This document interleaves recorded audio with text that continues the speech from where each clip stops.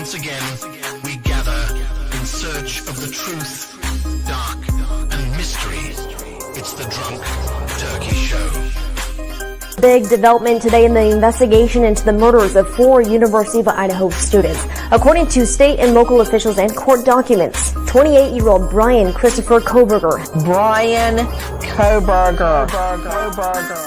has been arrested. He was arrested and arraigned this morning in Pennsylvania. We have new details on what Bryan Kohberger was doing right before his arrest. Police says a tactical team burst in to arrest the Idaho murder suspect. He was in pajamas and latest gloves, stuffing trash into Ziploc bags. Hey, greetings from the year 3000. It still sucks. This is Phil J. Fry, and you're listening to the Drunken Turkey Show. Your one stop for this sort of thing. Hit that button, like and subscribe. You know what to do, just like every other podcast. You guys know what to do, just like every other podcast. What is up, everybody? Welcome back to the DT Show. Let's go, guys. Let's go. So today we're going to be talking about some of the rumors that were out and about that the prosecution has possibly debunked. We're going to talk about some of the things that definitely were debunked and some things that maybe perhaps are still a question mark. But we got some answers to some questions from the prosecution and the investigators. And today we're going to talk about those things. But before we get into it, I want to say, how's it going? And thank you to Desert Sunset for coming in with their 99-cent super sticker. I also want to say hello to our mods who have been doing a great job over the past, I don't know, ever. You know, I think I can proudly say that I think I have the best mods in the business. And so I want to thank the mods, the members, our subscribers. We're getting close to 50,000, guys. We're about 302 people away from 50,000 subscribers. It's a huge milestone for myself. I'd appreciate it if you're watching this to hit the subscribe button if you're not already subscribed. And also ring the notification bell. Do all those things. All righty, guys. Well, happy Friday. Happy end of the week. And without further ado, let's break it down. Let's get into it. So the first thing that I wanted to talk to you guys about was the remember that black heart thing that was being shown around. In fact, I got a picture of it right here. This black heart here. And we got some information about what it is and what happened to it. So this is actually coming out of the New York Post. Bryan Kohberger gave eerie heart picture to his lawyer after sentencing hearing. So one of the things that I was like, all right, so when did he do it? It appears, if this is true, which I'm fairly positive it is, that he brought this with him. So he created this while he was in his cell for one of his attorneys. Cold-blooded killer Bryan Kohberger gave one of his lawyers an eerie black heart picture just moments after he was jailed for life over the murders of the University of Idaho. For the University of Idaho students, the convicted murderer, 30, had the drawing placed in front of him on the defense table during his high-profile sentencing hearing in Boise, Idaho on Wednesday. He never glanced down at the etching or even moved it as he listened to his victims' loved ones and delivered crushing impact statements for hours. Immediately after the hearing ended, though one of Kohberger's attorneys was spotted scooping up the piece of paper, the lawyer appeared to ask the killer about it before smiling and taking the sketch with her. The back of the paper bore a handwritten note. It was immediately clear what the two said to each other. It wasn't immediately clear what the two had said to each other, and I'm assuming this is, I guess, the moment. They have this picture here where Bryan Kohberger is shaking hands with his attorney, Massoff. He's looking just kind of past her. She's smiling up at him. And I did notice during the hearing that she was smirking a lot and twiddling her thumbs and things of that nature throughout the hearing. This drawing was it was in front of Kohberger, but off to the side towards the direction of Massoff. So when asked about the drawing following the sentencing, prosecutor Bill Thompson said it was the first he heard of it. Kohberger, who took a last-minute plea that spared him from the death penalty, declined to speak before he was sentenced to life in prison for butchering Xana Kernodle, Kaylee Goncalves, Madison Mogen, and Ethan Chapin in their off-campus home in 2022. So remember the black heart thing. Apparently there was a handwritten note. It's weird. It's weird. You know, and on the back of it was a note. You know what I'm saying? So some weird thing. I wonder what he wrote to her. I wonder what it is that he said to her. You guys think it's weird? Let me know. I think it's weird. You know, and she smiled about it and kept it. You know, you would assume, I mean, maybe that's just her being nice, I guess. You know what I'm saying? I mean, I can't tell you what she's thinking or whatever the case may be, but you know, if you were in that situation, if you were in a situation where you had, because of your job, had to interact with somebody that took the lives of 4 people, and after your job is over with, you get a handwritten note on the other side of black heart, knowing what this person, this evil man, you know, had done. I mean, it's just kind of crazy. It's crazy. And it is so disrespectful to have something like this out and about when the victims' family members were doing their impact statements. So just kind of crazy. Kind of crazy. He says, I'm amazed they allowed a pen within 10 feet of that guy. I agree. Now, I think he drew this beforehand. Some people were saying that the pen, let me see. Yeah, there's a pen there.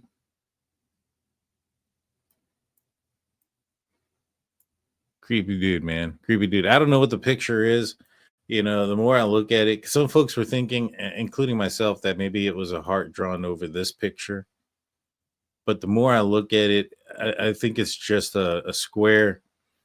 Now, he has different colors. It's different colors. I don't know what this all means. You know what I mean? 2 people related to the case you'd want to interview. Top 2 people related to the case you'd want to interview. Me, personally, related to this case that I'd want to interview. I mean, I'd like to interview the FBI that was involved in the case. That I think they probably have a lot of the answers, in my opinion. You know, I'd definitely want to interview maybe somebody that was in the FBI that was really, really into this investigation. I don't know. The second person, I would say probably Payne, because he was the lead investigator for Moscow. But I'm not sure, to be honest with you. I mean, there's Payne. Bill Thompson, I would still interview him. You know, I don't agree with I don't agree with the fact that he didn't get more information out of Bryan Kohberger, like the location of the murder weapon, what he did with the clothing, those things that could be proven. Right now, I understand that, you know, the concern about the things that were lies, like you know, the motive and things of that nature, the things that he could lie and they couldn't prove, things that only were, you know, known inside the mind of Bryan Kohberger, like why he chose his victims. But maybe, you know, if he were to say something to the effect like, hey, I came across them on this specific date, and this is when I decided it was, you know, this is who it was going to be. Whether you can cross-reference, you know, their phones and their data and their, you know, they being the victims, their financial records and things of that nature, and see if what he's saying is somewhat true. Did they go to a specific place? Did they cross paths at a specific store, location, at school, something to that nature, something to that effect? But they have no idea where to start. Even if he said, you know, some of it was, let's just say it was 70% accurate, you know, and there's 30% of it is false. At least you have a starting point with that 70%.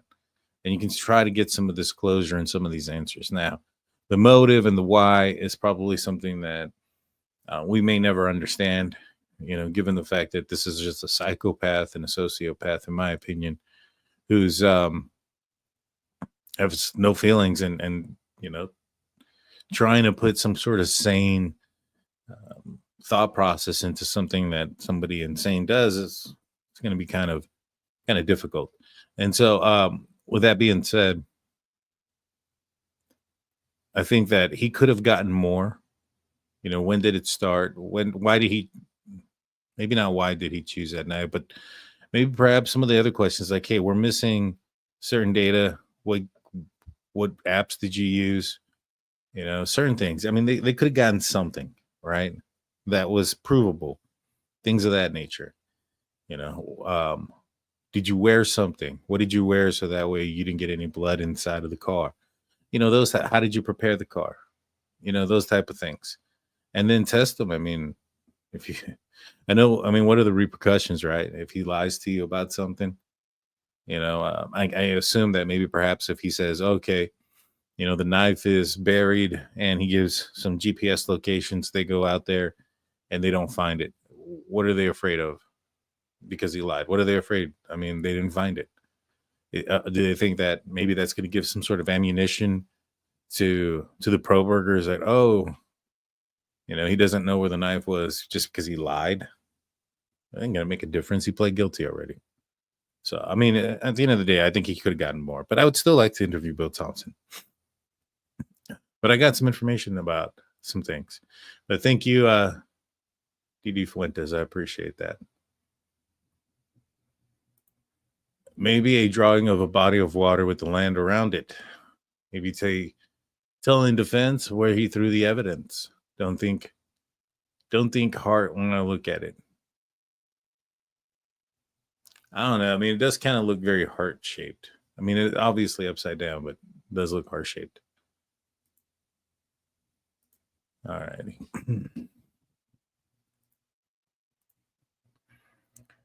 Okay, so the next thing that I wanted to talk about is, well, you know what? Let's go with the Goncalves family issues a statement at the university after the University of Idaho murder case does.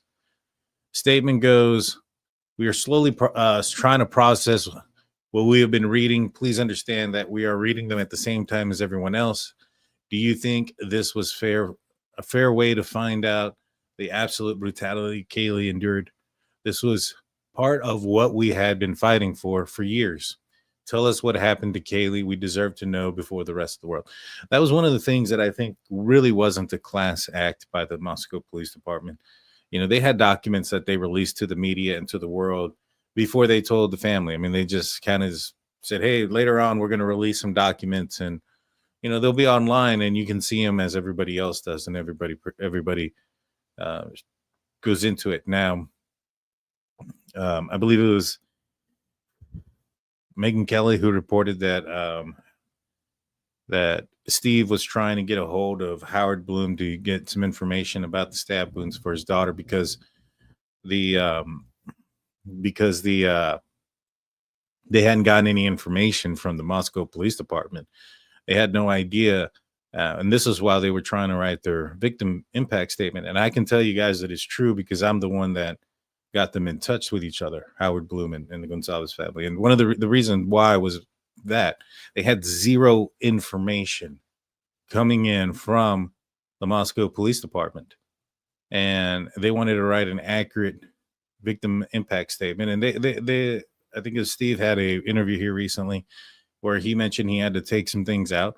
One of the things he had to take out was the fact that he had been told that Kaylee had been stabbed 50 times and found out with all of us that in fact was not correct, that was Xana who had that amount of injuries, and it was less, but still very furious, the injuries and the disfigurement to Kaylee's face and some of the other injuries. So they had to adjust their impact statement just before they were going to give it because Moscow Police Department and the prosecution team failed to give them any information, and they wanted the information to be out there and to be known.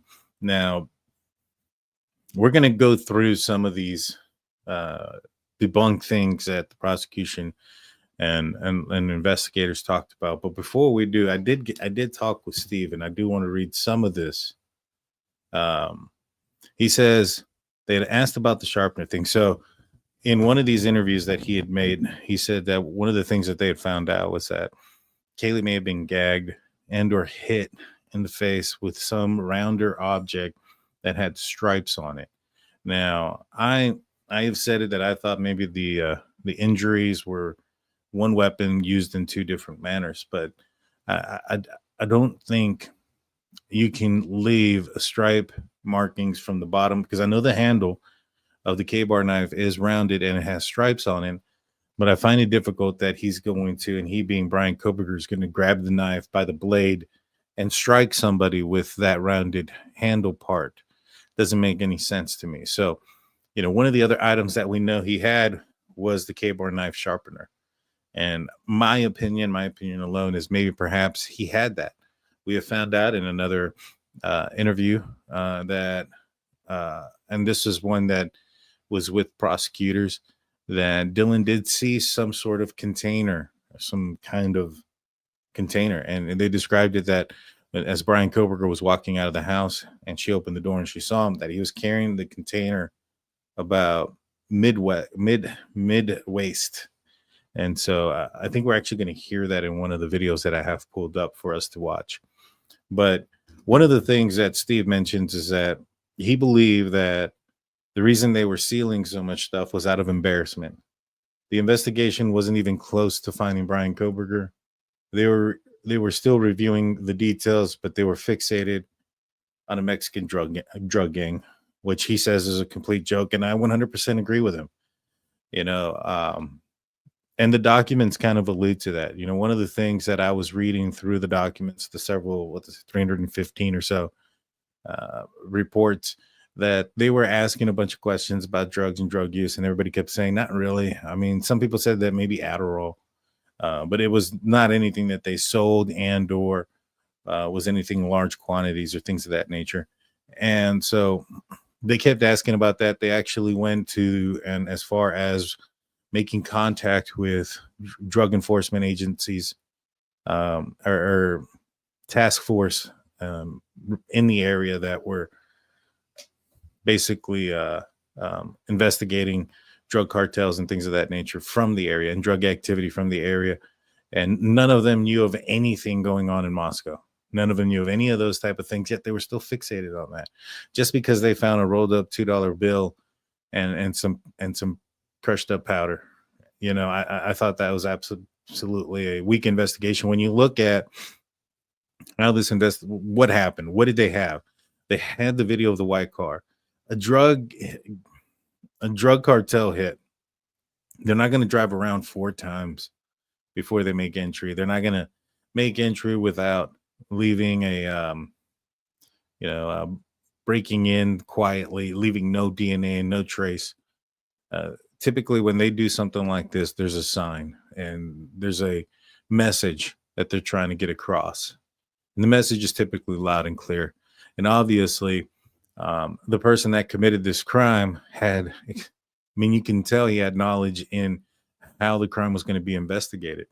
The manner in which the vehicle was able to escape town without being on video, the lack of DNA in certain areas. All these things are all indicators of somebody who's either very experienced and or has prior knowledge and or is very trained in doing in investigations and what could be found. And so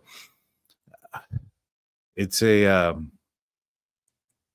agree with Steve. I think it's a complete joke and it's an embarrassment. And that's why they wanted to keep things sealed. They didn't want people to know about that.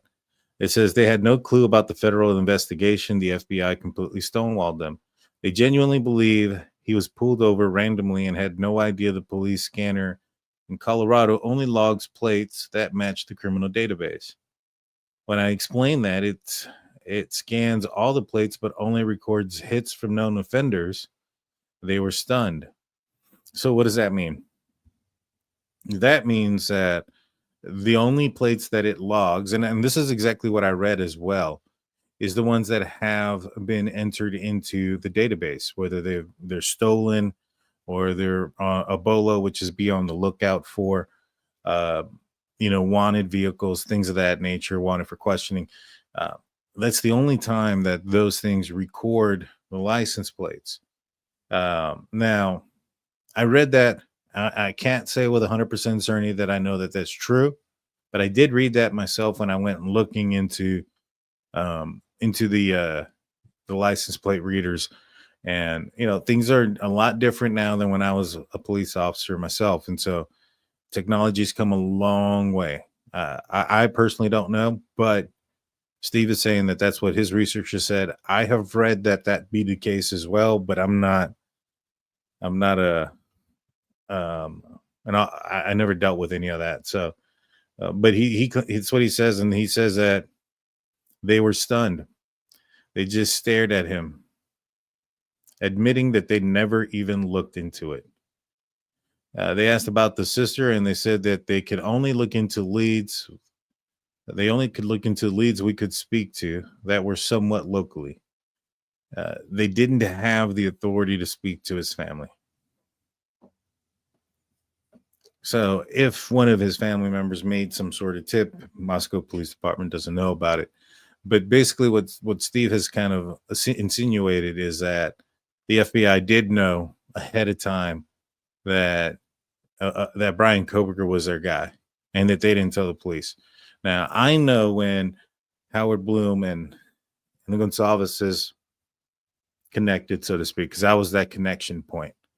Howard Bloom said way before then. So these are different sources that the FBI was aware as well, and that the FBI knew about some stuff. Now, it seems like, I think it was Chief Fry in the Idaho 4 American Tragedy book.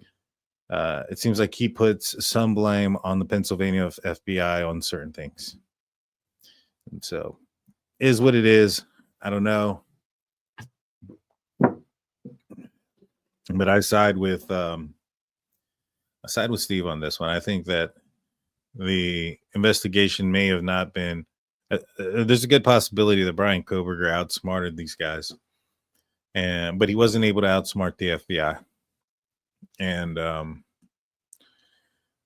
yeah. All right, so let's break this down here, and then I have some. You know what? Should we do the videos first? Let's do the videos first. Give me a second. Oh, that's Bryan Kohberger's newest one. Oh, I don't know if anybody's seen this one before. All right, hold on. So this is Steve talking to Ashley Banfield last night on an interview that we're going to listen to real quick. Hi, Steve. Hey, what's up, Ashley? I'm good. I'm actually just recording a podcast right now. How are you doing? Hey, if I need to let you go, I'm at the corner bar, and Chrissy's finally reading some of the stuff that I'd heard about, and she's just upset. And I'm just, when I see her upset, I get all motivated. I'm just so pissed at that. I mean, all that stuff. Well, for one, we said give it to us first, and they did. And you guys got it before we did, just like U of I got the murders before we did. I mean, which stuff? Wait, which stuff? Because we got all the material after your 3-hour meeting, I think. Yeah, but the 3-hour meeting was just a question and answer. We just have to talk to him. There was no documents handed over to us. Okay. And we don't know.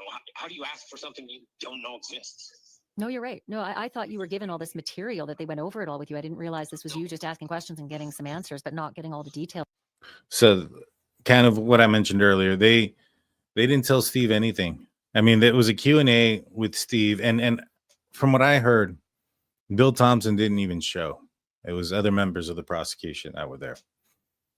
So take that for what it is. He didn't even show up for that. That other persons of the investigation were answering the questions to Steve. And basically, yeah, that it was a Q&A, and they had nothing in front of them to reference so that they can get more questions and answers. It's just kind of like imagine sitting with the director of a movie and only seeing a 2-minute or 30-second highlight reel of a preview of what the movie might be about, not seeing the rest of it, and being like, all right, ask us questions, specific questions that we can answer about the movie without knowing much about it. You're going to miss a lot of the questions. And if you had this information beforehand, like for instance, the amount of stab wounds that some of the other victims had and things of that nature. I mean, there's so many other questions that you can go into, one question could lead into the next, and so to play it like this is to just kind of satisfy the masses and satisfy them by saying, all right, we met with you, we answered your questions, but they didn't really get a chance to get all the questions together. They would have had so much more had they been allowed to get some of this information that everybody else did. I just think it's not a class act. I think it's Bush League. No, we just want a question that was really related. Like, we want to see in our final statements, which they confirmed a bunch of stuff that we had wasn't accurate. So we removed a bunch of our stuff that out, because I heard Kaylee was stabbed 50 times, but that was actually Xana. So I took that all out, and then I heard some other things that, like, something about I don't know what it was, but basically it made us all rewrite our statements to take out any things that weren't 100% confirmed. Yeah. Some of the searches on his phone weren't confirmed, but then they were, like, again, they said anything that was Pennsylvania research is different than our research, and they were researching murders related to his activity in Pennsylvania. We weren't privy to that investigation, and we're not privy to the investigation that the FBI were doing. We are who we are, and we did see some of these things. So we're not saying they didn't exist. We're just saying we can't confirm them. Got it. When we were saying certain. And one of the things that Pennsylvania did was, remember, there was the Dana Smithers murder, and they actually had brought in Bryan Kohberger's parents on a grand jury indictment. And so they were investigating, apparently what it sounds like is that Pennsylvania federal agents were investigating Bryan Kohberger for possible murders in that area or disappearances. Who knows if they end up finding out anything. But I think the other thing is, when they got Bryan Kohberger's name back from the IGG, or from however it is that they got his name, they probably realized, all right, holy crap, this guy's not from Moscow. He's not from Idaho. This guy is from Washington, or he currently lives in Washington, but he's from Pennsylvania. And he just recently moved. And obviously he had to do some, interstate traveling back and forth. And so they probably were wondering if there was a jurisdiction issue, if there was going to be a situation where they were going to take over the case because Moscow didn't have the jurisdiction outside of Moscow. You know what I'm saying?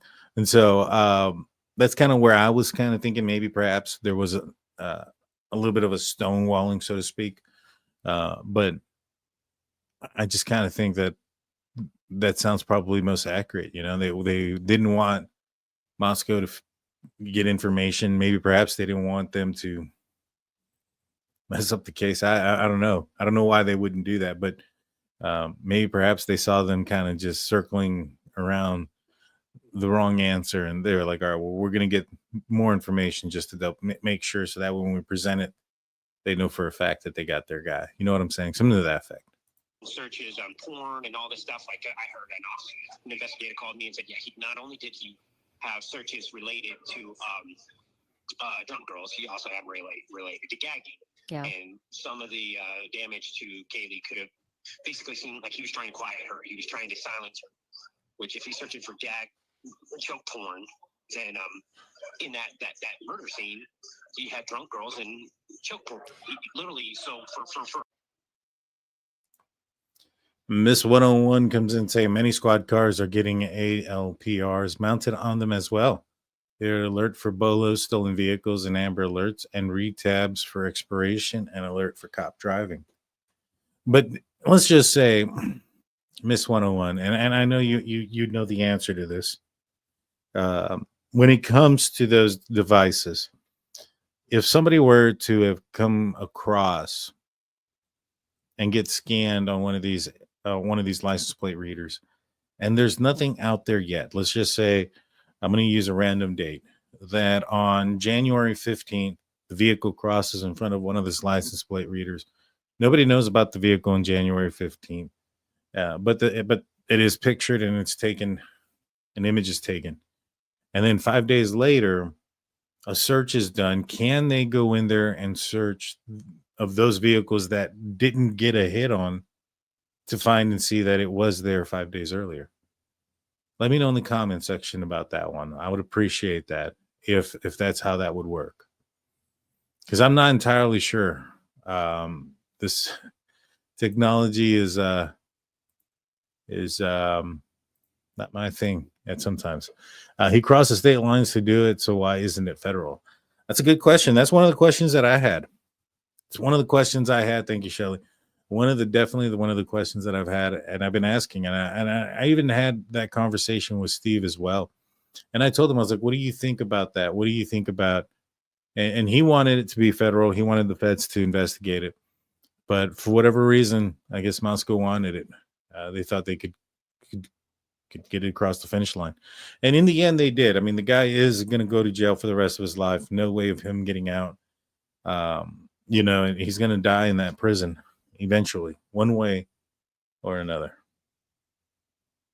For a prosecutor to say that there's no sexual motivation at all, we know there's no assault, okay? We know this person was interrupted, literally interrupted. So who knows what his intentions were, but for you to go and say that it wasn't motivated, really, it insulted so many people that my phone started ringing, saying, I can't stand here. I can't stand here and let this prosecutor just basically, he's protecting the university at the cost of everyone, of all you guys, all you victims. He's just basically going to protect that. And so, yeah, he's right there as well. Miss 101 says the information is retained like 911 calls. Every department has. Hold on 1 second. Every department has different lengths of retention time. They are on squads and standalone on tripod and poles on the side of the road. That's what I thought. You know, that they are retrievable. At the very latest, they were on to Bryan Kohberger by December 19th.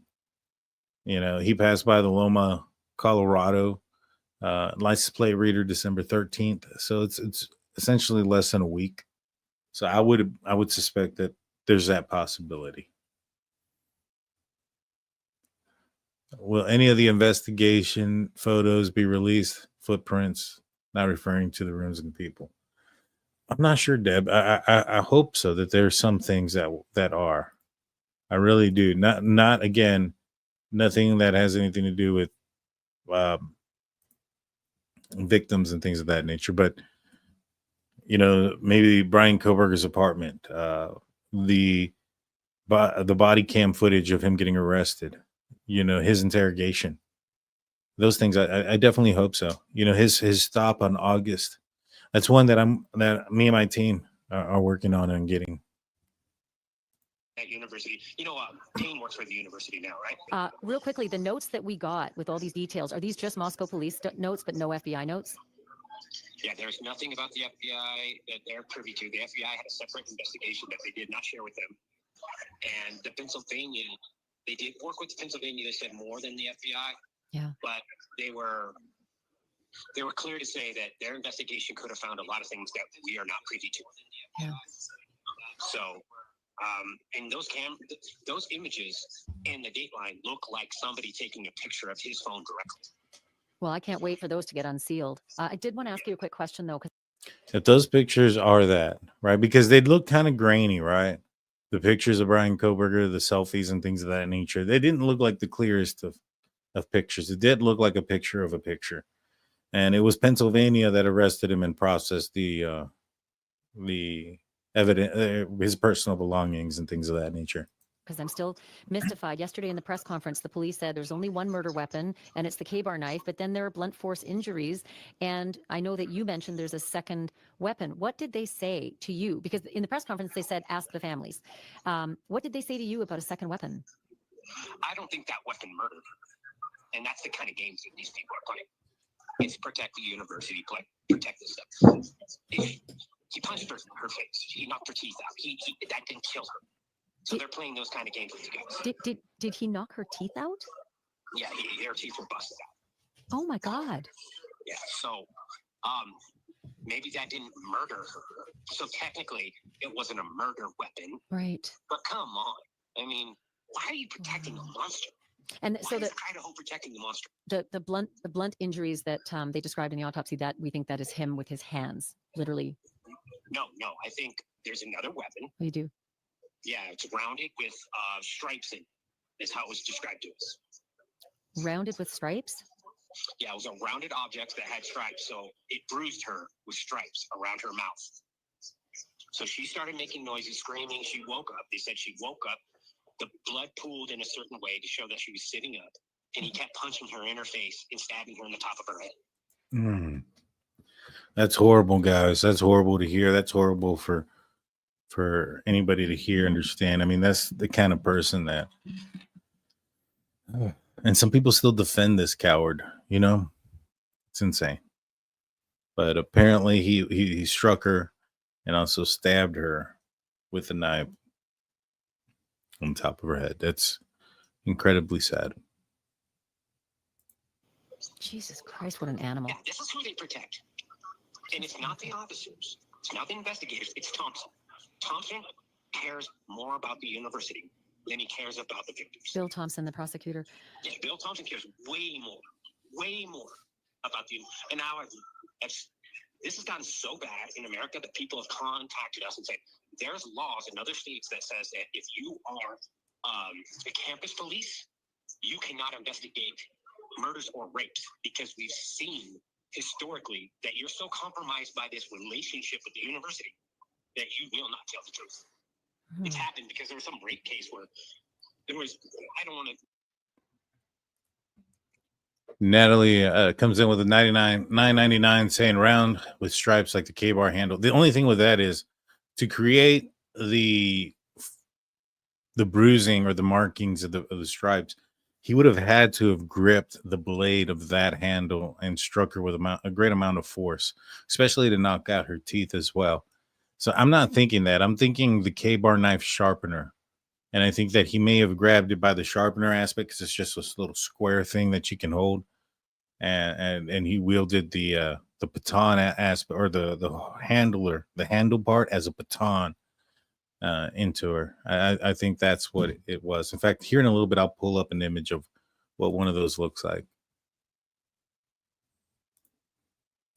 Make little of it, but there were so many different rape allegations that they said, why didn't you guys do anything? And they're like, well, my employer didn't really want me to. And they're like, your employer, like, I'm a campus cop. We don't want crime to be in the news, you know?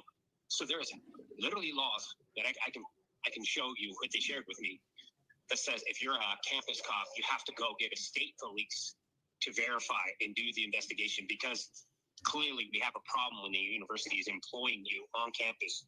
That creates a relationship where you're just like this town. This town goes from like 8,000 to 10,000 people when they're not enrolled, all the way up to 60,000 people. They live this life cycle of when the university's running and everything's good, we're killing it. You know, all the restaurants are full, all the things are coming up. But when everyone goes home for summer, that's a reminder that this is what this town would be without the university. So nobody wants to sit there and fight that this conflict of interest is there. So I think the conflict of interest was, hey, we just need this case to go away. Are you, let me ask you, are you going to file a wrongful death suit against anyone? Last thing I want to be is back in court, to be honest. I hear you. My family does. Let me pull something up real quick, guys.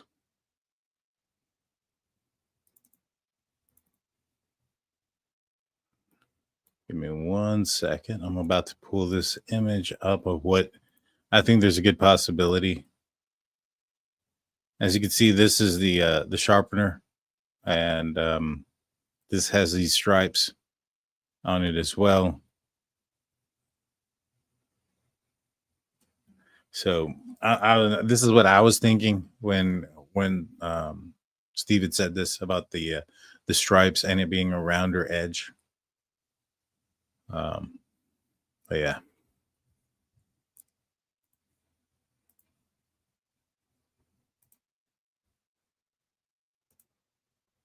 And he says some other interesting stuff.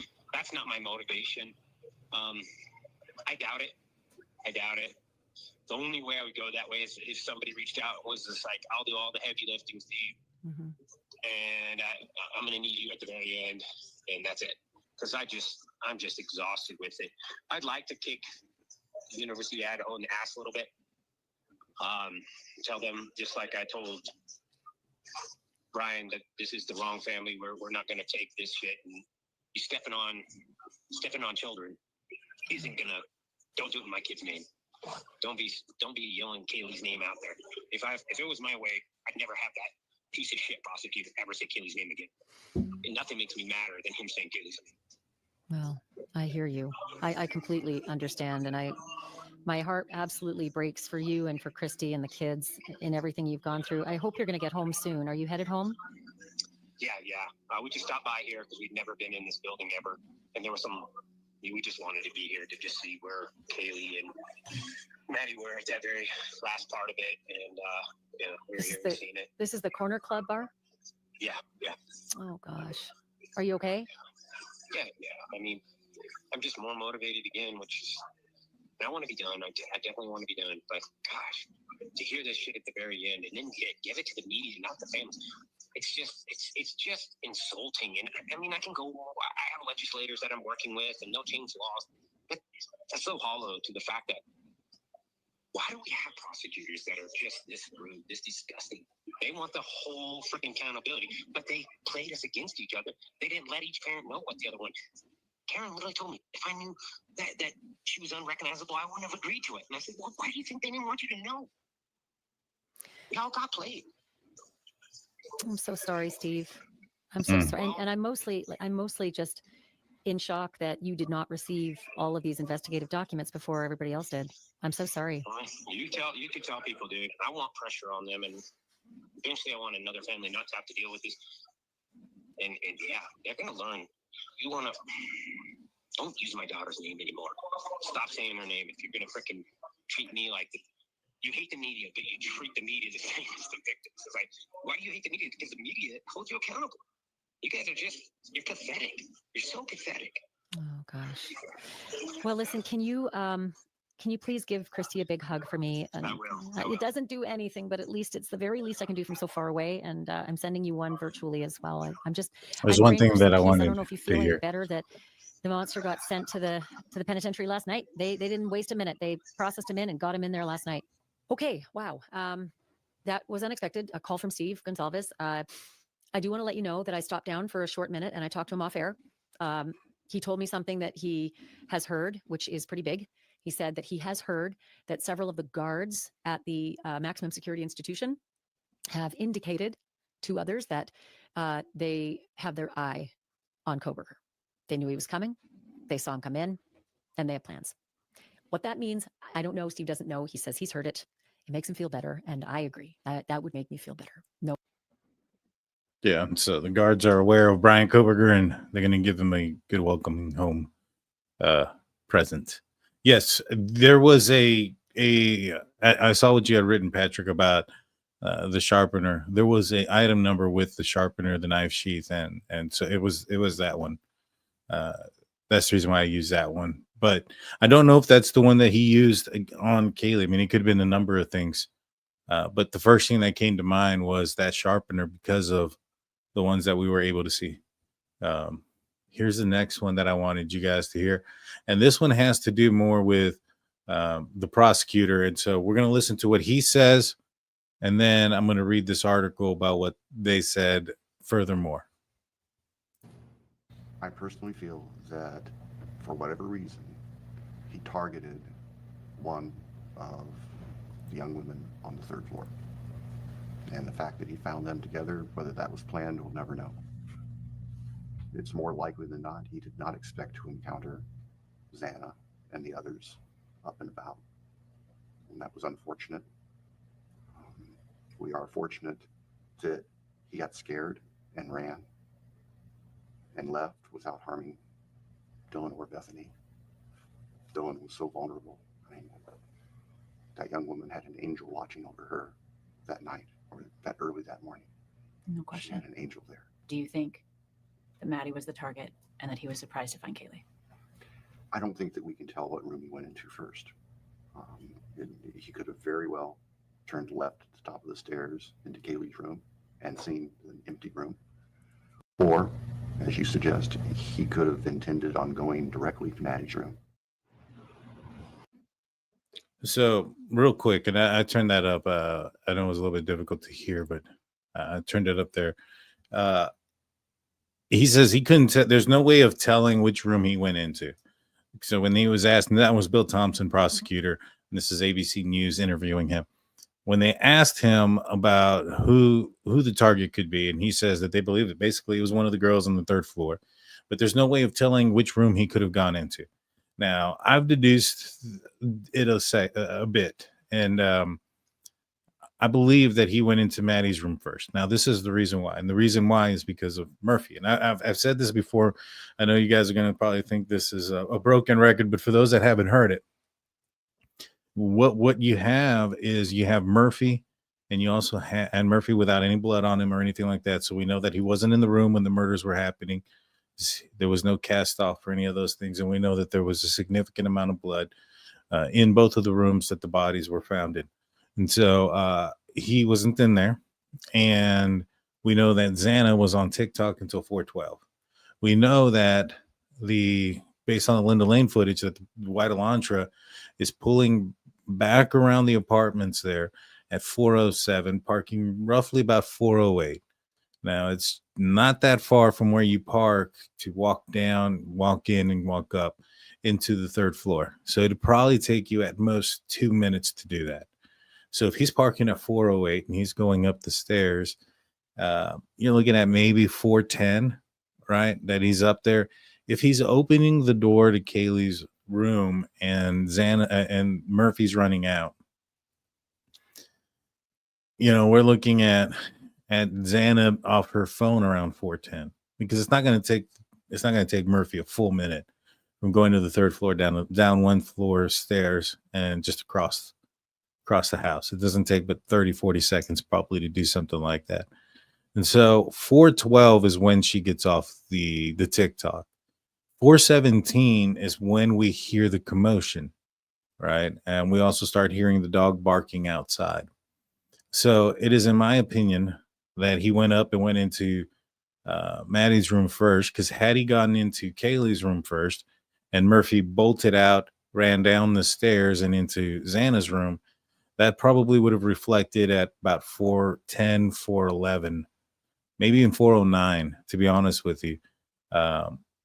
Not so much at 4:12. I think it's close, but it's a little late. Now, what I think happened is he walked in there, he saw two young ladies in the bed, but it was dark. He attacked them. And remember, Kaylee was unrecognizable based off of the documents. And so do I know that, or do I think that Bryan Kohberger knew exactly who the two young ladies were in the bed? Probably not. Probably not. I mean, that could have been Bethany. That could have been Dylan. That could have been somebody visiting Maddie that didn't live in the house. And if he did not go into the third floor, there's a good possibility that there's somebody in there. Now, if Maddie or Kaylee did scream or did make some noise, he would have had to have acted quickly, then go into the next bedroom to see if somebody was in there and somebody was awake. Now, my assumption is at that point, Murphy's probably hearing what's going on, and he's probably whining and pacing back and forth by the door, which is why Dylan in the document says that she hears what sounds like Kaylee and Murphy dancing right upstairs. It's probably Murphy pacing back and forth at the door, and obviously Bryan Kohberger committing the crime that he was committing. So those two things were happening at the same time. So if those things were happening at the same time, then that should tell you that Murphy was still upstairs. Then she hears who she thinks is Kaylee go up the stairs with Murphy and then back down the stairs after hearing a scream and saying somebody is here. So for Murphy to have gone up the stairs at that point, he would have had to have gone down the stairs. So what I think happened is Bryan Kohberger opens the door to the third floor to see if somebody's in there that may have just heard the screaming and or the commotion that just occurred. Murphy bolts in right by him, and Bryan Kohberger stays up there and he waits until somebody comes up. Unfortunately, that is Xana, and he then gives chase. I believe there was an interaction there, and the reason why I believe that is because, let's just say Xana just got the heebie-jeebies about things, right, and turns around and goes, "I think someone's here," and takes off running. If they didn't encounter anybody or nobody spooked him, I would think Murphy would follow her into Ethan's room. Now, if somebody turned the corner and they saw somebody and they both, Murphy, who was a puppy, and Xana just turned around and split, there's a good possibility that's the reason why Murphy turned outside and Xana ran to her room to her boyfriend, or at least tried to get to her boyfriend. Now, the one thing about it is Dylan doesn't describe hearing people running through the house, and it sounds like the house was, you can hear a lot of things. But what we do know is it sounds like Bryan Kohberger interacted or started the process of committing the crime in the hallway going into Xana's room, and she fell into and fell back into her room. That might be what the thud is that we hear. However, whatever it is, it's not enough to wake Ethan. And based on the documents and everything, it sounds like Ethan was struck while he was in bed and still asleep. And so it's kind of a weird sense of things that happen. But I think that you can kind of deduce that based on Xana getting off of TikTok at 4:12, right? Now, that doesn't mean that she wasn't on something else after that, but the commotion don't start until 4:17. That's another 5 minutes after that. It's a whole 5 minutes after that. And it doesn't sound like based off of any documents, Xana called Kaylee or texted Kaylee saying, hey, Murphy's down here or something like that, and waited to see if she was going to come, because that's quite possible. Murphy could have gotten in. She's like, what are you doing down here, boy? Or heard him at the door. Let's say they had the door closed. She got up, put on a sweater, then opens the door. Murphy's there. Maybe she does text him and wait a few minutes, and then, or text Kaylee and then waits a few minutes. Like, all right, well, I'm going to take you upstairs, and that's when everything goes down. I think that's a good possibility. But the one of the things that I don't think happened is that Bryan Kohberger went up and went straight into Kaylee's room, and then Murphy runs out. Because I think if you're in that situation, you're putting yourself in a really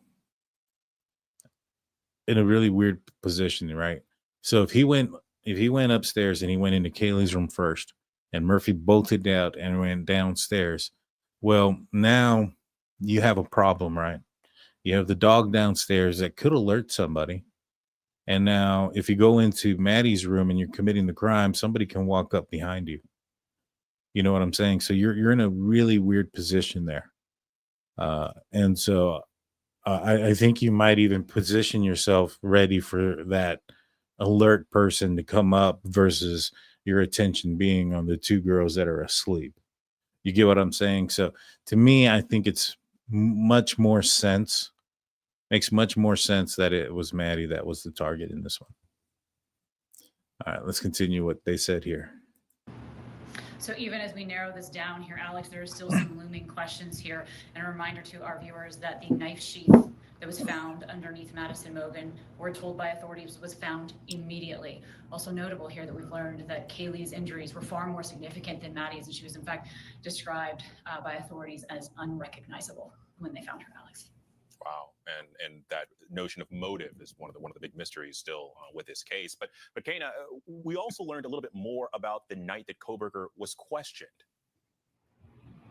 Yeah, absolutely. So again, this is the first time that we're hearing from Lieutenant Darren Gilbertson, and he traveled to Pennsylvania with another detective from Moscow Police, Brett Payne. And when they traveled to Pennsylvania after Bryan Kohberger's arrest, they sat with him, they interviewed him. And he said that their interview was lengthy, that he was respectful, and that they talked a lot about things surrounding Washington State and his education, but that the tide really shifted when they asked him specifically about the murders here in Idaho.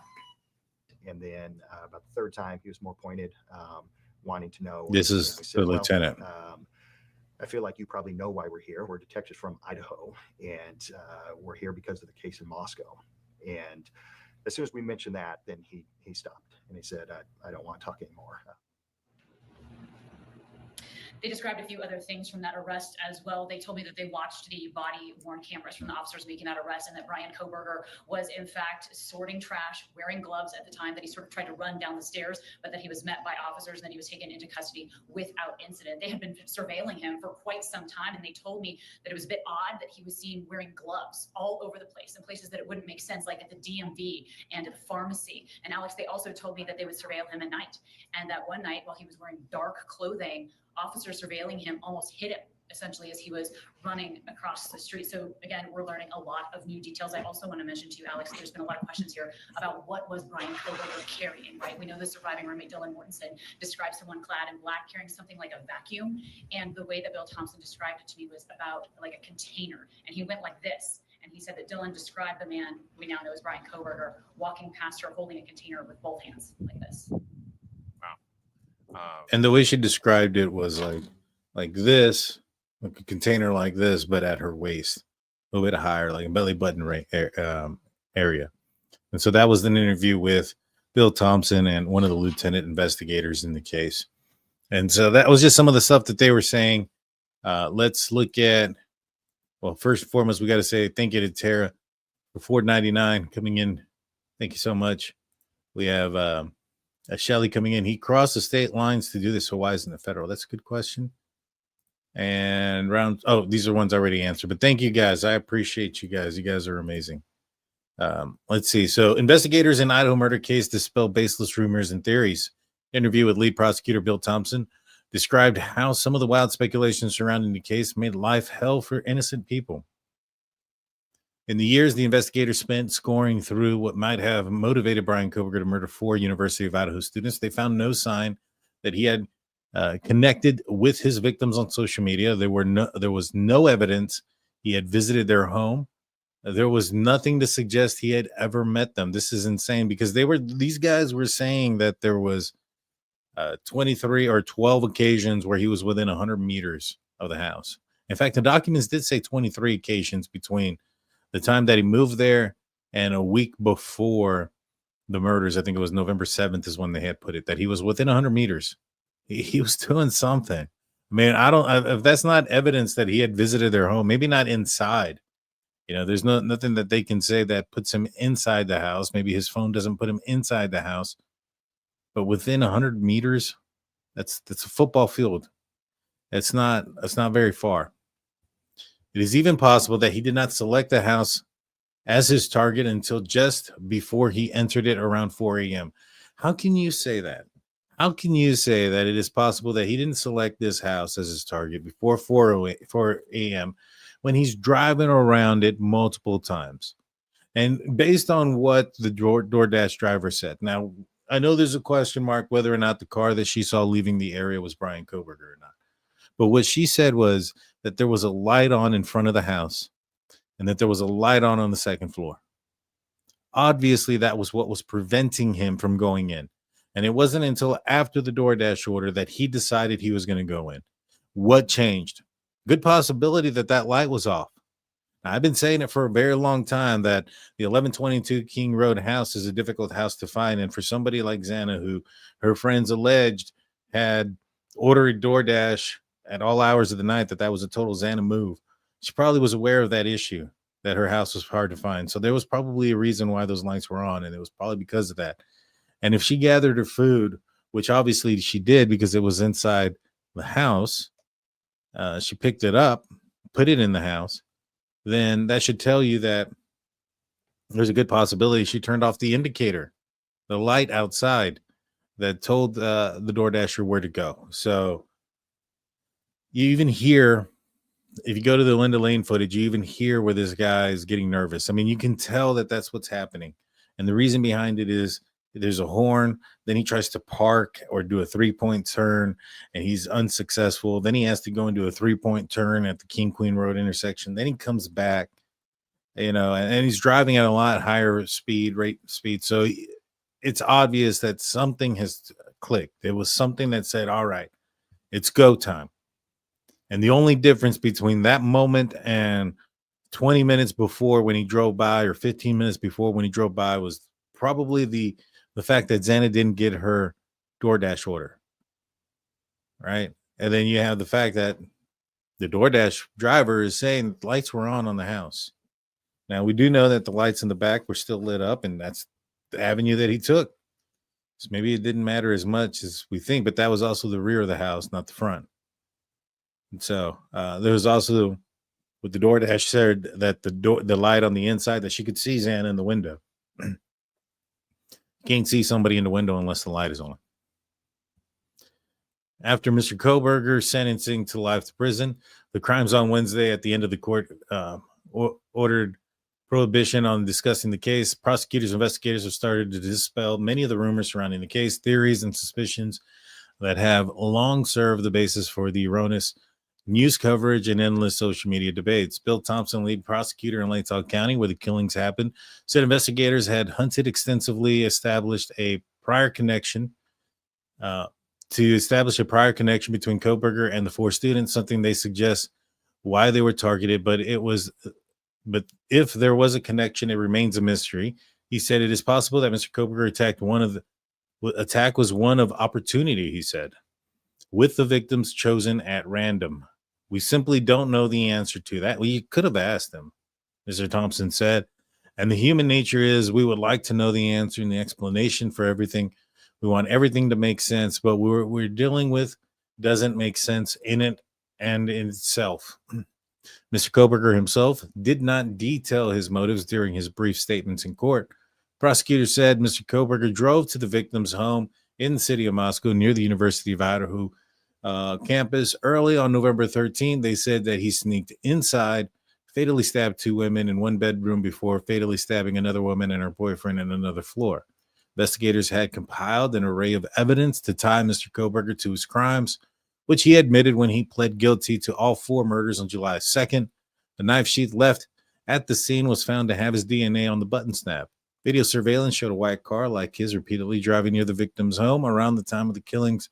Mr. Kohberger's cell phone appeared to have been turned off for several hours that night. At the time, Mr. Kohberger was arrested in December 2022, about 7 weeks after the killings. Investigators detailed cell phone data linking Mr. Kohberger to the late-night visits he had made to the areas around the killings occurred that suggested he studied the scene of the murders before carrying them out. But Thompson conceded on Thursday that those visits did not necessarily prove Mr. Kohberger visited the home or surveilled it, as the area surveyed by cell tower infrastructure probably extended all the way out to the main highway that brings people into town from Washington, where Mr. Kohberger lived. He said investigators were unable to find surveillance video that showed Kohberger's car around the house in the months before the killings, though in some cases video of area may already been deleted, so they just don't know. But yet they're throwing it out there as if he didn't. You know what I'm saying? And I think that's just kind of, that's weak. That's weak.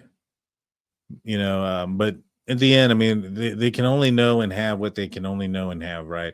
If some of the evidence in the video has been deleted because it's been recorded over, that might be why. Because remember, I think they said that by between July and like August something, he had been there like 12 times and then 23 times total between X amount of month and another. He may have taken some time, you know, he may have surveilled, looked at some things, and then took weeks off before going and committing the crime in efforts for some of those things to be deleted, you know, to be no longer available. That's a lot of forethought if he did that. I'm not going to lie. That's a lot of forethought to think about it that depth. I don't know if that's something he would do, but that tells you how much planning. If that's the case, that would tell you how much planning he did. I don't know if that is the case. Just kind of saying that if that is, that would have taken a lot of forethought to do something like that. Let's see. In the end, Thompson said it was certainly possible that Kohberger did not choose a location of his attack until the moments before his crimes.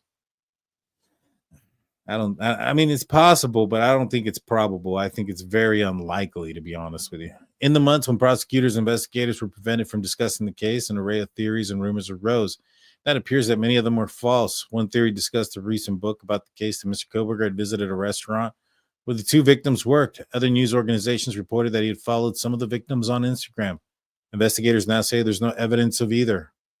One widely held theory was that Bryan Kohberger had created a Facebook account under the name Papa Roger and joined an online discussion about the case, but investigators said they have determined that that user was not Bryan Kohberger, meaning that they have essentially figured out who that user was. And I thought that they would, to be honest with you. And I told you guys, I said, hey, I don't know if it's him or not. I was very reluctant to say that it was him for the longest time. I did get to the point where I said, I don't know if it's him or not, but if it was, we're going to find out in court, because the guy knew some things that only the killer would have known, like the knife sheath and things of that nature. Now, the way he deduced it, I mean, I deduced a lot of things, right? And I got a lot of things right. Like, one of the things was the fact that I felt that Bryan Kohberger used Broadcastify, and that he was the reason why he turned on his phone at 4:48 is because he got seen, and curiosity got to him, and he went out there and he couldn't search up murders or things of that nature, so he had to listen to the dispatch. When I found out that he went back at 9 a.m., without without going back to the murder scene, knowing his studies and knowing that he would have known that they would have set up a perimeter at a certain point and started to look at all the vehicles in the area, and that eventually they were going to look at that night, he would have known that he was driving around that area a significant amount of time. They would have known that his vehicle would have looked very suspicious, and they would have been on the lookout for a vehicle matching his description of the vehicle of his description. And had he gone back at 9 a.m. during the daylight, it would have been a lot easier to have identified that vehicle on some sort of canvas or things of that nature. And so and he felt comfortable to go back to. So I was able to deduce that he had a police scanner with him. And I even said, I think it was Broadcastify. And the reason why I said that was because he turned his phone on and somebody saw him. And so I think that if Dylan didn't open her door, didn't yell out something, and, if that wasn't the case, I don't think he turns on his phone until much later to hear it. But I think that he knew somebody was aware of his presence, and he took off, and he wanted to hear the commotion of law enforcement arriving on scene, and everything that goes back and forth with that. So this kind of tells me that they have found the actual user. One of the things that made me struggle with Bryan Kohberger being the users, I had looked it up, and I could have sworn that all of his responses were kind of like during regular evening hours, and it didn't seem like that was and that was also, well, whoever took the screenshot. So I'm assuming that that could have been local time, but let's just say that whoever was taking those screenshots was on the East Coast, and they took a screenshot of something that Papa Roger said at 10 p.m. on the East Coast. That's only 7 p.m. on the West Coast. And even at that, I think there was only like one or two that were after 10 p.m. And I was like, man, Bryan Kohberger was like a person that was up all night and things of that nature. So I would have assumed that would have been a lot of when he would have done a lot of his conversating as well. And the other thing too was the fact that he never went back to that house. So after he went out there at 9 a.m. before the scene was discovered, he never returned again. That, living so close to the scene, that must have been a very tempting thing for him. And he was able to withhold that and not do that. And I always felt that being online on these case discussions was a modern way of involving yourself in the case. And I think he would have known that, and he would have stayed away from those things. But what this does tell me, though, guys, is I would not have been very confident in in the prosecution against Bryan Kohberger. I think I would have been kind of concerned about this case. Let's see. Somebody sent me something. What is this? I might pull this up. I'm going to pull this up here in a second after we're done reading this. Thank you. Let's see. Others have speculated that Mr. Kohberger, who at the time of the murders was a PhD student in criminal justice and criminology at a nearby Washington State University, had developed an affinity for certain high-profile killers, such as Elliot Rodger or Ted Bundy. But Thompson said Kohberger learned about a variety of serial killers during his studies and did not know of anything to suggest that he sought out to emulate any of them. I mean, kind of did, though. I mean, there was a lot of eerie similarities between Ted Bundy and Bryan Kohberger and what he had done, the searches and things of that nature. I mean, to me, this sounds like a guy that is working for the defense, not trying to point at the evidence and articulate it in a manner that says or it shows that, hey, this is what we believe, this is what it was based on what he did. He's admitted that he did it. So there might be and should be some sort of the understanding behind it. I mean, let's look at the survey, for instance, right? That survey supposedly was for the Reddit survey was for his classes in DeSales. Did you guys know? And it was in the documents. And it's unfortunate that those documents I had trouble with last night. But in the documents, did you guys know that Reddit didn't post them right away? He had to go in and ask them for permission on a couple of occasions. And this was already in June. And that they didn't actually lift the ban, or they banned all of his Reddit posts and blocked them. And he had responded saying, hey, I understand that you're probably taking these down, and I'm paraphrasing here. You're taking these down because I have a new account and this is new. I don't have much activity, but this is a real project. I'm working with DeSales University, et cetera, et cetera. And then they finally said, all right, you have permission to use it. You got permission to do it. This was already in June of 2022. You know, school is already over. School is already over. So, I mean, yeah, okay. You may not have, I don't know, a shrine in his apartment and he deleted so much crap off of his phone. You may not, see those things, but the guy literally watched the YouTube video of Ted Bundy, and the thumbnail had Ted Bundy with a hoodie on, and then he is cosplaying that with a hoodie similar and wearing that during one of his selfies. So yeah, okay. I mean, if that's not emulating Ted Bundy, I don't know what is. You know what I'm saying? Not even to the point where his so-called weak alibi, Wawa Park, Joyce LePage. That was some people rumored to believe that that's where Ted Bundy started his terror, was with Joyce LePage leaving her body out there at the Wawa Park. So much stuff that kind of pointed in that direction. And he goes on to say that certainly opened the door to say, well, maybe this is where he got the answer. Mr. Thompson said, I don't think we can definitely say that, because it's equally likely that this is just what people who are studying criminal justice are going to be reading. But here's the other thing is, like, some of his, and this is why I looked into it, and this is the difference, the concern here with Mr. Thompson and the difference between him and myself is, I looked at when Bryan Kohberger started school. He started school in it was late August, early September. That August 16th search where he was looking up Ted Bundy and things of that nature was before school started. And I looked at his teaching classes. They were in criminal justice, not in forensic psychology, about why a killer would do something and things like that. It's like criminal justice 101 that he was helping out, and some other crap. And so, and I don't mean crap by saying anything negative or trying to say anything bad to people that have studied that. I'm just saying it wasn't the field of studying a killer and why they do their motives and things of that nature, things of why you would be studying Ted Bundy for. And it was well before he started. So, to say, oh, it's just what criminal justice students do or are reading, maybe you have a point, with, Elliot Rodger and some of these other guys that he was studying at DeSales, but not while he was in Idaho, not while he was there. It's a little bit different there. And so he was in his first year. There's a lot of things that I was looking at. We broke down all his schoolwork. We broke down what the class structure entailed, what his classes that he needed to take, which ones he was teaching.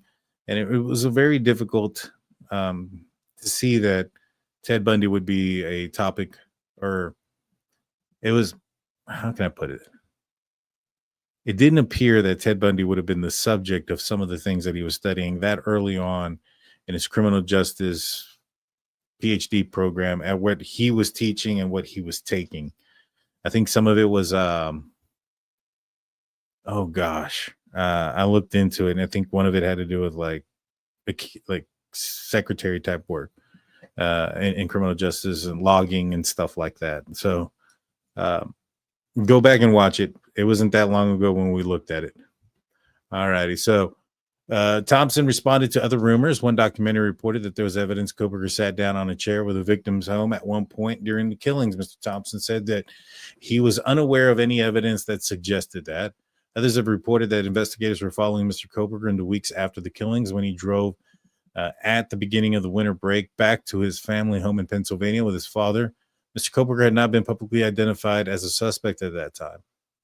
Well, obviously, he wasn't publicly identified as a suspect until he was arrested. But when did you guys know? Yet police officers in Indiana stopped his car twice along the way for traffic violations. But Mr. Thompson said the authorities had no notion that Mr. Kohberger was a potential suspect until after he was already back in Pennsylvania. The traffic stops, he said, were totally coincidental. I believe that. I don't believe that the traffic stops were to say that to get an idea of who Bryan Kohberger was or look at his arms or any of those things. The actions behind the officers and their lax approach to the vehicle and those type of things told me that. So I strongly believe that was the case as well, that it was that way. Let's see. There was also been lingering speculation that the role Mr. Kohberger's family played, including whether they had suspected Mr. Kohberger could be the killer or whether they had helped investigators. Some noted that Mr. Kohberger had placed a phone call to his parents on the morning of the killings. Mr. Thompson said Kohberger had a history of daily phone calls with his family, so the call in the day was not out of the ordinary. You see, he sounds like a defense attorney. He sounds like a defense attorney trying to disprove everything that people are asking. It's weird. And that's why I'm so glad that this did not go to trial at this point, because I the way he questioned remember about the stalking thing and how he questioned it. I mean, that's going to come off a certain way with the jury, even though I get what he's trying to say is like, oh, in Idaho, laws are the way they are. These people would have had to have known that he was following them and those type of things for it to have been stalking. But how aggressive he got with it and his aggressive with his question, like, there's no proof of that.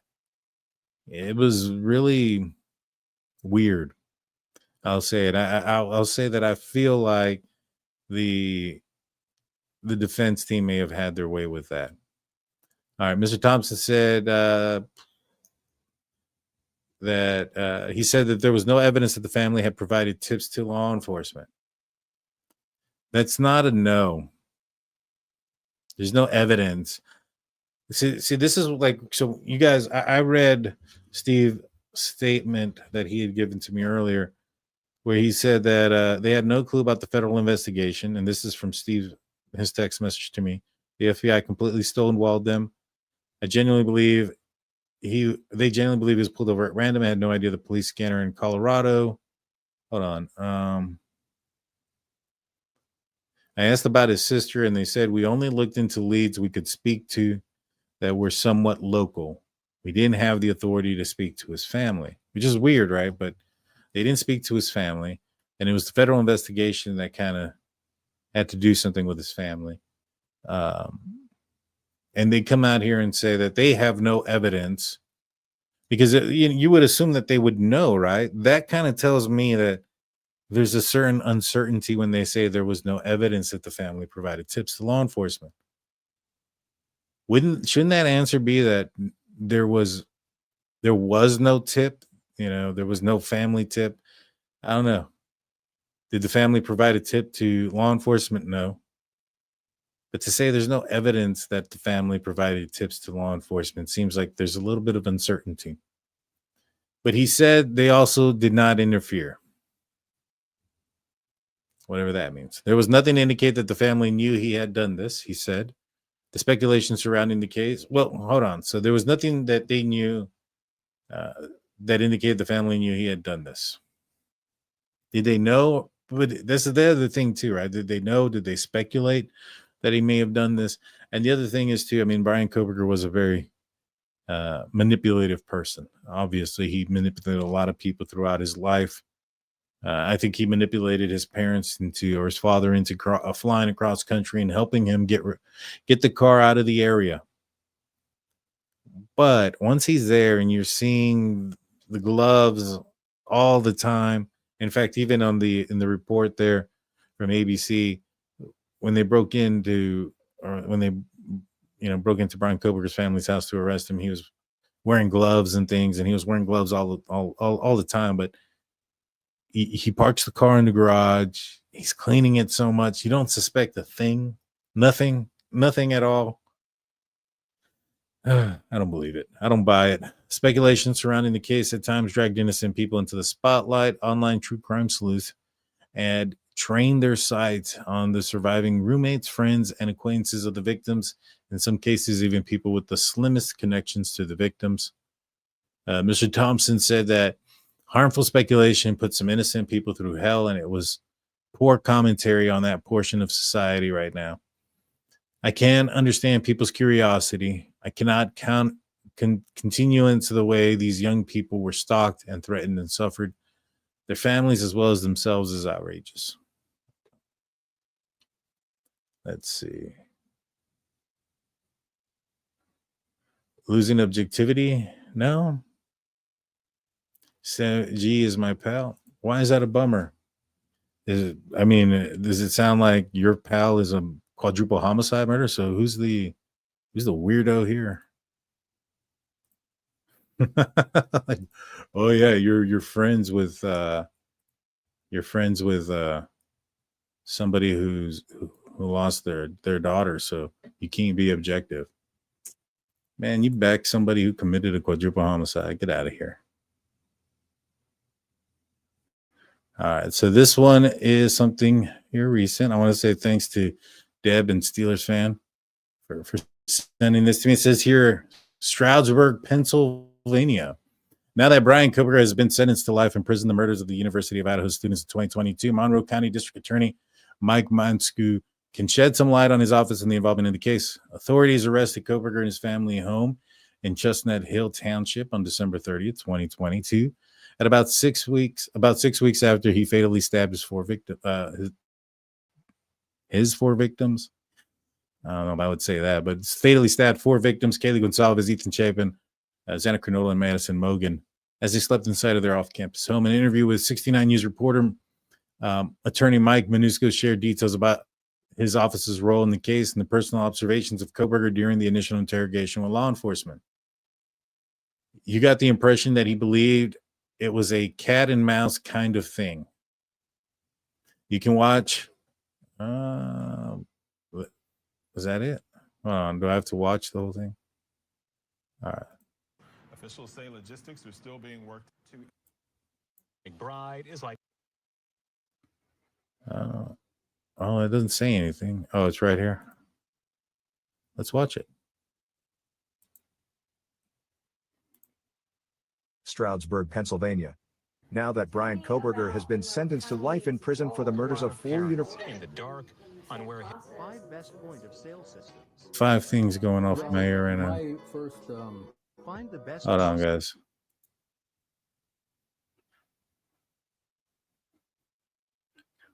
Give me a second, guys. There's like 1,000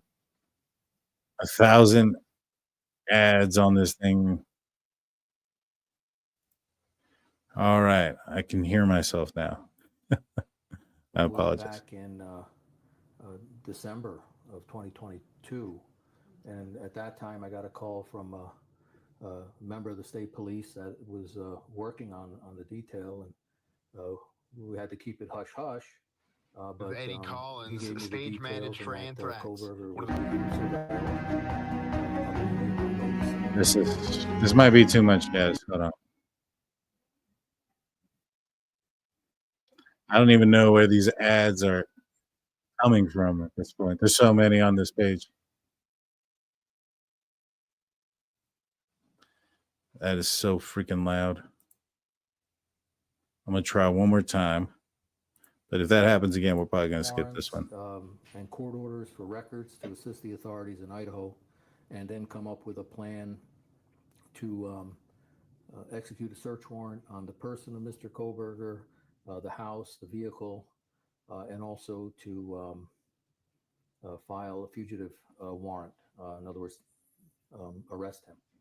So that was the first inkling, and it led to a flurry of activity on our part. The bill where weeks we were ago. getting all this stuff together. And the night of his arrest, December 30th, I was up at the barracks in Fern Ridge, and there was a lot of law enforcement there, including FBI and authorities from Idaho, and we had to come up with a good operational plan, and the CERT team was going to make entry, and I got full briefings on what all of the surveillance had disclosed, some of the stranger behavior going on, the wearing of gloves, going out at night. One of the things that was being done was trash was being pulled in order to see if they can get DNA to compare it to DNA on a knife scabbard that was recovered at the crime scene. So this is they wound up getting DNA that proved to be Mr. Kohberger's father's DNA from the garbage. Apparently, Mr. Kohberger wasn't using the same garbage as the rest of the family, and that was borne out somewhat in the surveillance. So he'd leave at night and go to different neighbors' garbages and that kind of thing. So it was essential to get him in custody, and part of the body warrant included a buccal swab, so that could be sent. And the FBI was ready to immediately get it out to their lab, I believe in Quantico, and turn it around, which is not the norm. When we deal with these cases, it could take several months to get a DNA result back. But they were going to do it in maybe 3 days or less. So that was all good. PSP did an excellent job breaching. They found him. He was awake. I believe he was in the kitchen. His parents weren't. They were sleeping. Everybody was taken in custody without incident. There was some discussion, some talk during transport, and then the couple detectives from Idaho endeavored to interview him, and he answered some questions before he asked for an attorney. So that really was what we did on the front end of it.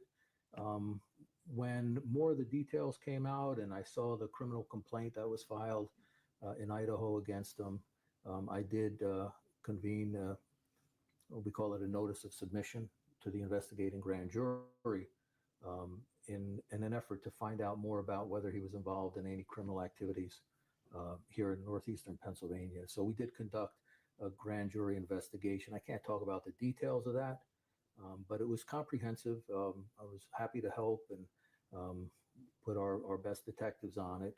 And whatever we did collect was released by a court order to the authorities in Idaho. So that was really the extent of what we did, and happy to help. It was a horrific case. The factual details are just disgusting. And I understand that there was a guilty plea and multiple life sentences, and I saw some of it on TV yesterday. So you were first contacted in December 2022. Do you remember when?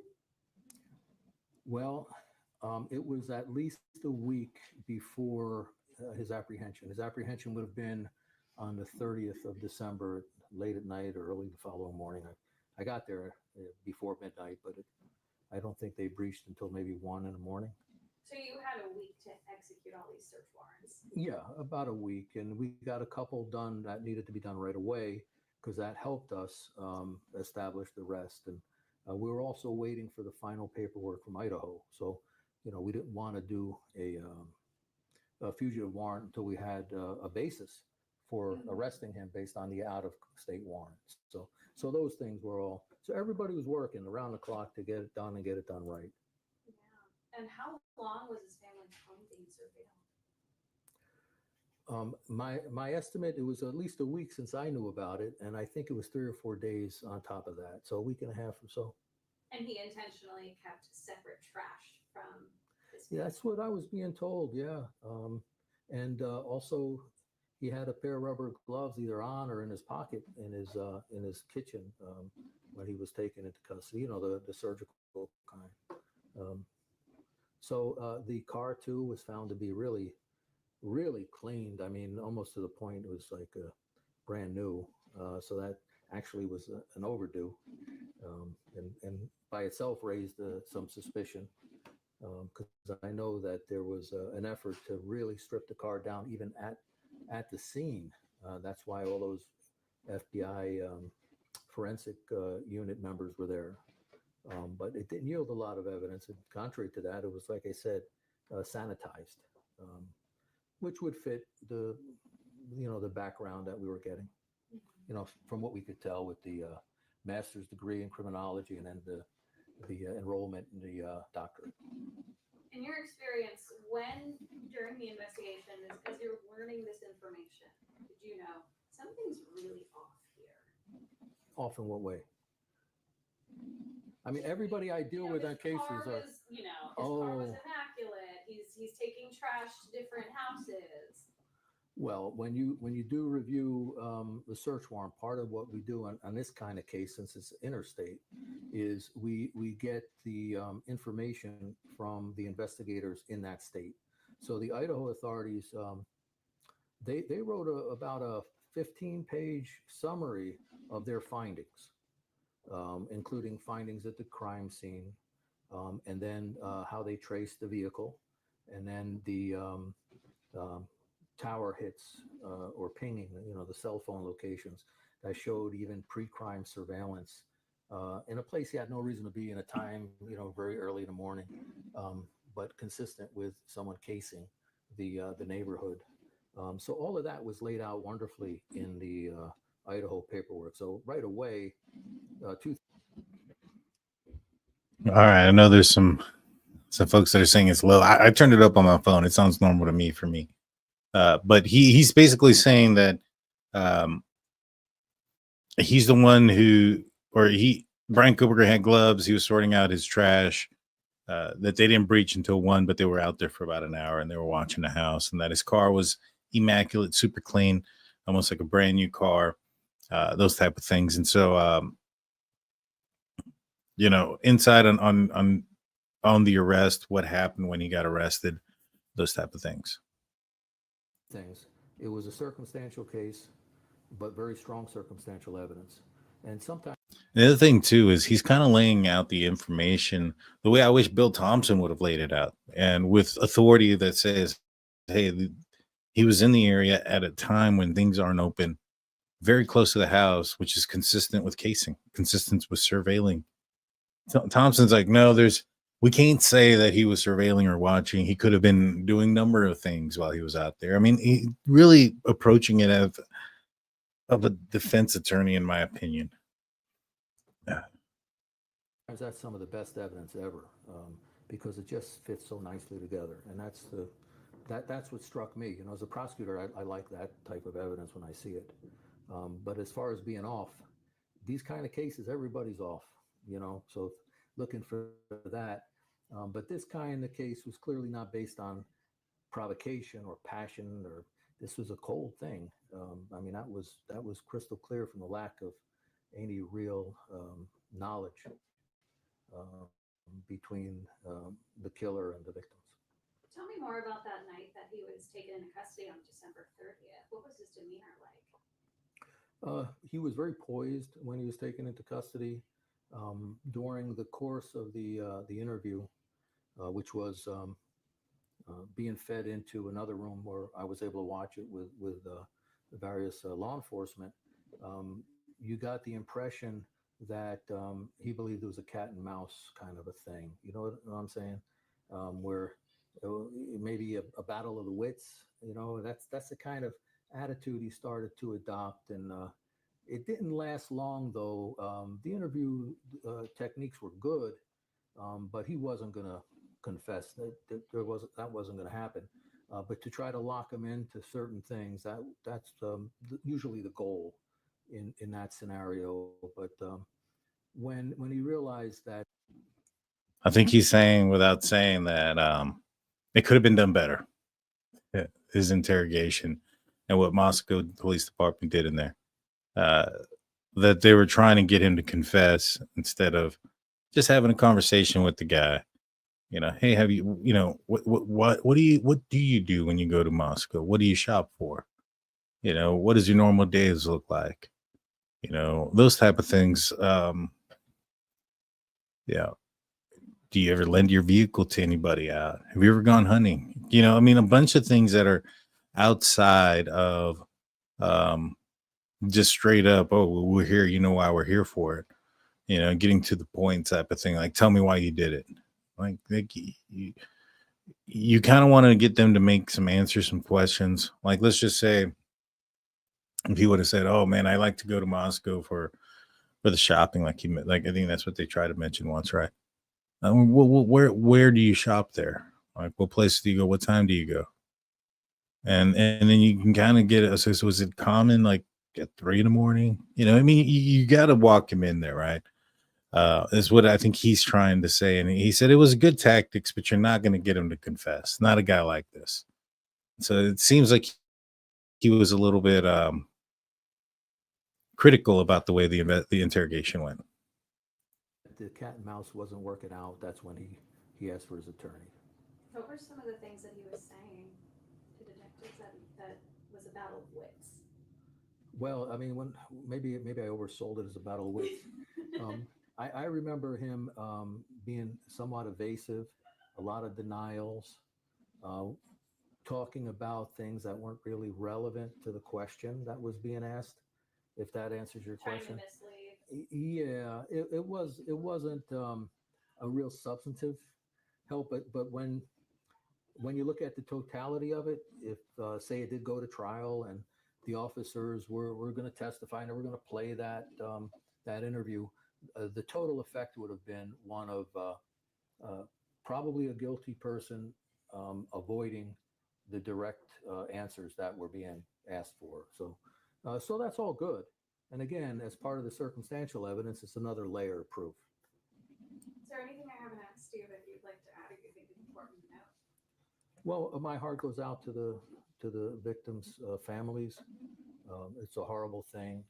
I know there was some family members who disagreed with the offer of a plea. It seems to us that came about very quickly because one day we were preparing motions and getting witnesses served with interstate subpoenas for the prosecution in Idaho. And then the next day I heard on TV that he had pled. So I figured it was a quick.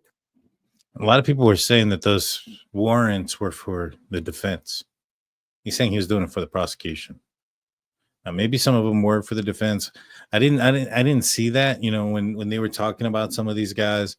I know a lot of the pro burgers were like, oh, these are defense witnesses. I'm like, I'm not sure you want to bring up the kickboxer. I mean, what good is he going to say that is going to be attacked or be worse when it comes to cross? Because, I mean, he can say, oh, yeah, he was a nice kid. He did everything he said he was going to do, or he determined, whatever the case may be. Then the prosecution can go out there and be like, well, how was his dexterity? Could he have, how was his endurance? How fast did he get? How much progression did he have? Could he have committed this crime? Could he have had the stamina? Those type of things. So it to me, it just kind of seems like it was weird. Like some of the individuals, even his school studies, like okay, like Michelle Bolger, who recommended him to the PhD program. She could go up there and say he did all his work. Her interaction with him was just online. She didn't really know him, but he did a good job at his work. Then you can get into like, all right, well, what was some of the courses that he opted into, or what was some of the coursework that he did well? And you can get into some of the course studies, and Elliot Rodger and Ted Bundy and all these other people can populate. And then you can just kind of try to feed the jury into thinking, all right, this guy became infatuated with these serial killers. I mean, there's ways of doing it. Yeah. Turn around, and sometimes that happens. In an ideal world, though, it's good to get everybody on the same page, answer everyone's questions, all the family members' questions, if you can do it, and try to get that consensus. Because there are pros about taking a plea to multiple consecutive life sentences in lieu of a death penalty case, but the primary one is the lack of really any closure with that, because if Idaho is like Pennsylvania, where we currently have a moratorium on the death penalty, it's become largely symbolic, but it is intense on appeals, and all the death penalty cases that we've gotten in our county are still under active appeals in one form or another. So that discussion probably would have helped the family to hear things like that. We had a horrible shooting at a Ross Township meeting years ago, and the killer, Rodney Newell, eventually pled guilty to several first-degree murders, and they ran consecutive, but we did not take the death penalty off the table to facilitate that until we had all the family members in consensus and agreeing to it. But we had the luxury of time in that case, and maybe Idaho didn't. I'm not sure. But that's the only thing I could add. It's crazy to think that it came down to a sheet left behind. You don't hear that? And a Q-tip with his dad's DNA. Yeah, that was great, and that's a mistake. He made a mistake, so he left it, I believe, alongside the body of Ms. Mogen, if I remember correctly, and it was the snap that yielded the DNA, and it was a single source. So that's good stuff. Of all things to leave the DNA on too, the empty knife sheath, the K-bar, very significant.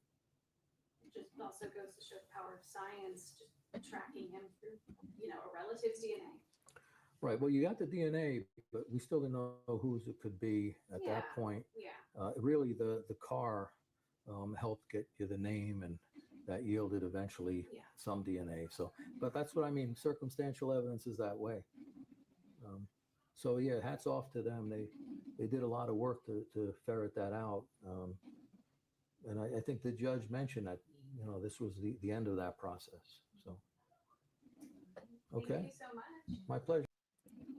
Before any crazy ads pop up and start blowing everybody's ears out. Good stuff. Good stuff. Seems like he felt confident, and he's a district attorney, and it sounds like I would have preferred him than Bill Thompson. He seems more easier to follow, those type of things. Let's see. If you guys have any questions or comments, let me know. Maryland comes in with 989. Enjoy your show. Just criminal the way the family has been treated. Listening from Anchorage. Love you all. Well, howdy, way out there in Anchorage. Hope you guys are doing well. I'm not sure what the temperature is out there, but I'm sure it's a lot cooler than it is out here in Texas. And so you're doing better than me right now. In all, guys, I think that it's unfortunate, like how some of the families were treated. I do think the investigation was done. I think it was done okay. I think the FBI really, really helped out a lot. I think they're the ones that basically put Bryan Kohberger on a platter. They're the ones that did the cell service, the triangulation stuff, the cell brite. They found him. They located him. They found him in Pennsylvania. They obtained his DNA. They did the IgG. They matched it. Everything basically was given to the Moscow Police Department. And yet I just still feel like this case would have probably been in better hands with the FBI. But in the end, they secured a conviction, and Bryan Kohberger is going to die behind bars there. And he admitted guilt. I can't say it's like a loss. Obviously I think it's a win. It is definitely a win.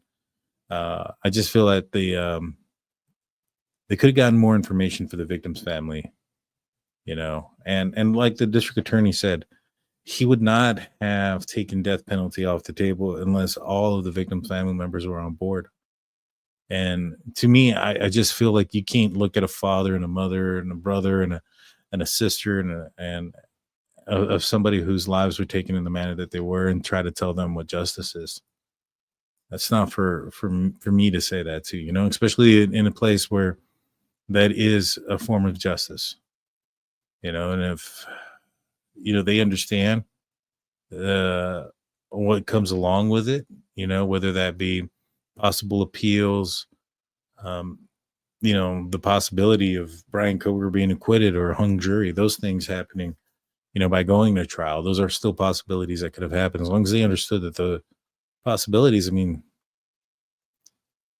I just wish that sometimes the prosecution would work more for the families than anything else. But I don't know. I'm for victims. I'm for the victims, and so that's where I stand. All right, let's see. How many victims? How do you get everyone to agree with that many victims? That's gonna be hard. That's gonna be hard. But I think you can, and I think that the problem here is, was there even an attempt? It sounds like by Friday evening is when the victims' family members got word, and by Sunday, they were told that it was going through. So, did you even try to talk with them, to try to explain some things? Did you even get some information? Like, what can we do? What information do you want us to try to get? And if they say, well, we want to know the why, and be like, I understand saying, hey, he could lie, he could do these things, but what about the location of the K-bar, location of what he did with certain items, how he accomplished certain things? There are some things that he can say that can be deemed whether they are true or reliable, but they didn't even try. They just basically told him, hey, this is, we've been approached. We're thinking about a plea deal. What are your thoughts? And then before everybody could even come up together, they said, all right, we're going forward with it. And then in an effort, in my opinion, to not, I don't know. I can't say what the effort is, but it just seems odd that then they also turn around and have a plea change hearing so quickly. So that way, it made it much more difficult for many of these people to get across the state. Because remember, the trial got moved.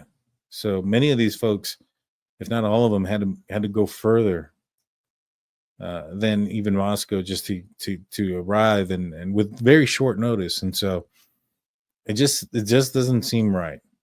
It seems like they got a little hint of something, the prosecution, and they grabbed it and they grasped at it. They got it. They could have gotten a bigger fish. They could have gotten more information. They could have done right. But they decided not to. And so that's where I'm disappointed.